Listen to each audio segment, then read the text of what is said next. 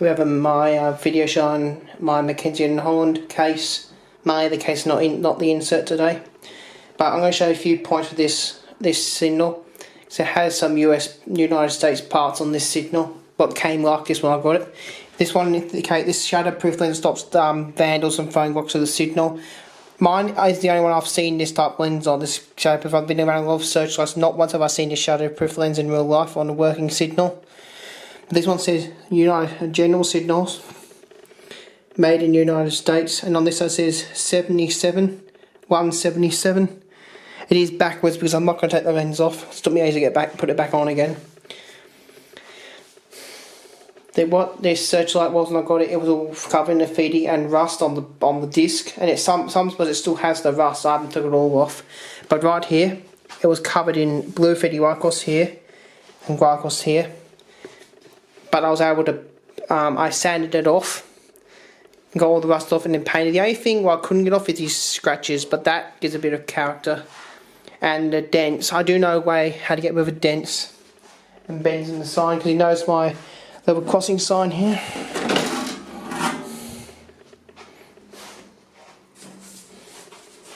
It had a massive bend in there, and I was able to bend it, sort of been trying to rebend this back. I've actually got half of it bent back, and I'll put this back in a proper spot next time. Put it down there. And I've also been restoring this side. You notice when I showed it in the earlier, it had a massive thing of brown stripe, and I was able to sand that off and then restore it. But I'll get back to the Searchlight in general. The paint I used on it is its cheapest black gloss you can get. But I got mainly vandals use this stuff to feed trains and signals. Like this one was attacked by the vandals. I'm not sure where this signal originally was standing on the post before it got removed. But on the back, it will still show a bit of rust when I see the rust. You see, it's still got a bit of rust here. I haven't done all yet.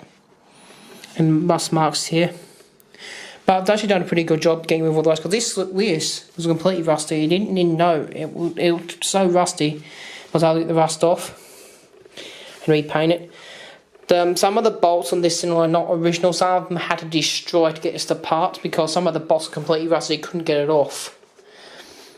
Like I was planning to take the bracket off in one piece, but I had to cut through the hinge pins to get it off. But I have found a way to put the mounting bracket back on if I want to put it back on.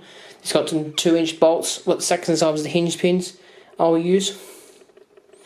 Now when I'm making this video, will not be the day I'm uploading because I'm waiting for a new internet before I put this video up. Faster than I should say.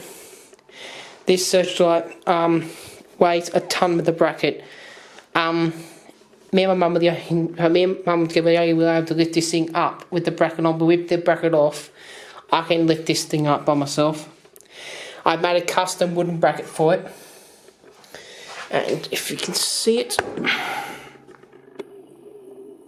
I made a cutout there for where the bolt anchor used to be, so it sits on there straight. Now there's an nail going through the little holes where they put the bolts through, original bolt holes. Then down there is my power supply, and that is 110 volts AC, and that's got a new United States plug on that actually.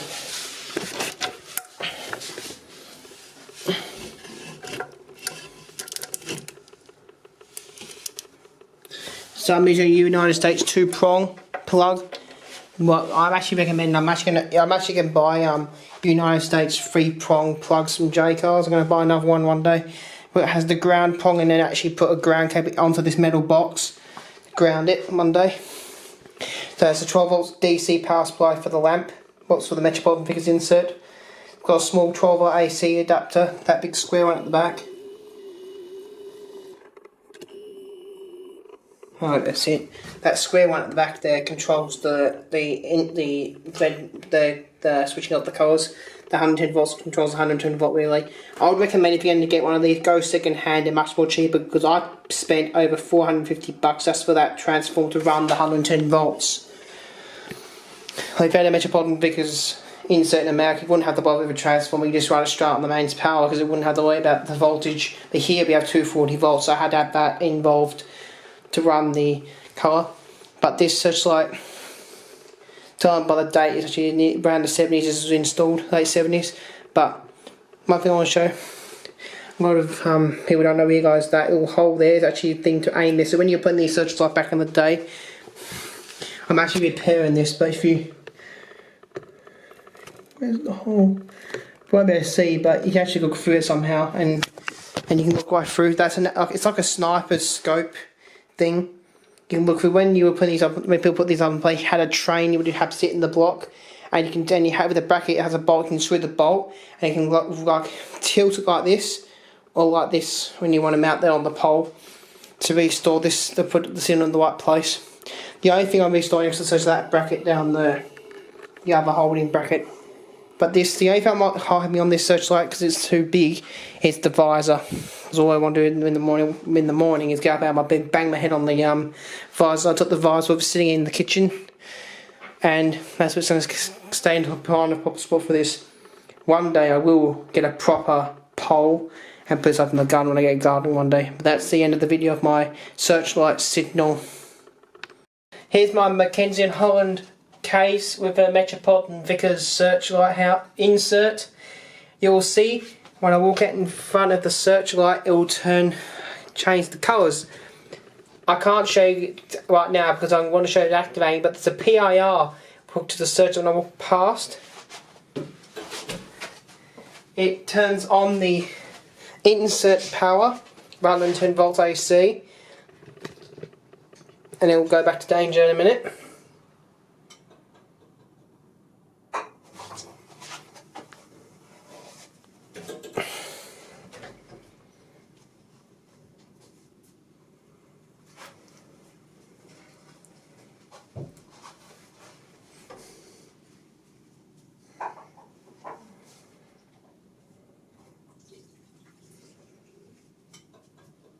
I'm going to return to danger. I'll show you how it works. I will have to keep still for this to show this. I've got a sensor right there.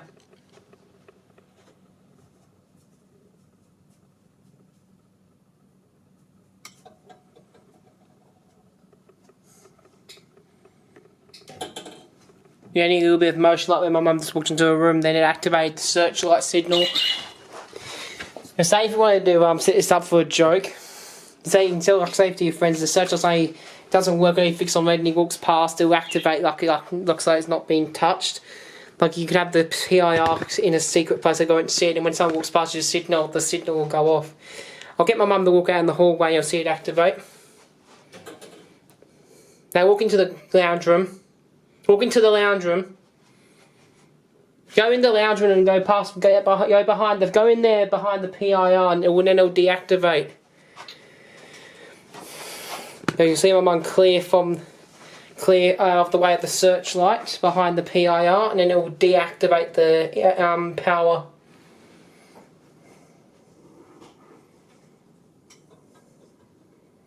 Yeah, that's deactivated. Can you flick that toggle switch on the little square box to yellow?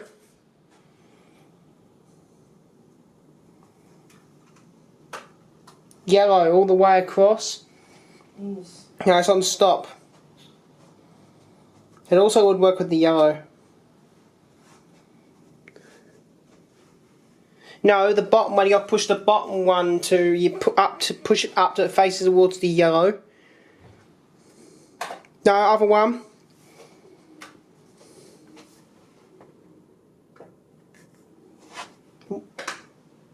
Yeah, now if I walk in front of it, it should. Now it goes yellow. I have figured out the issue I had when it wouldn't return to danger from yellow. I figured out the issue what it was.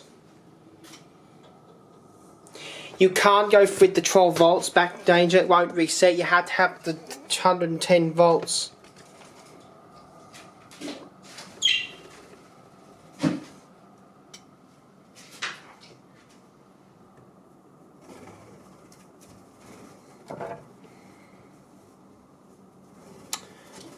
For some reason didn't return to danger that time, but that's my McK&H Holland Searchlight with Metropolitan Vickers insert hooked to a PIR.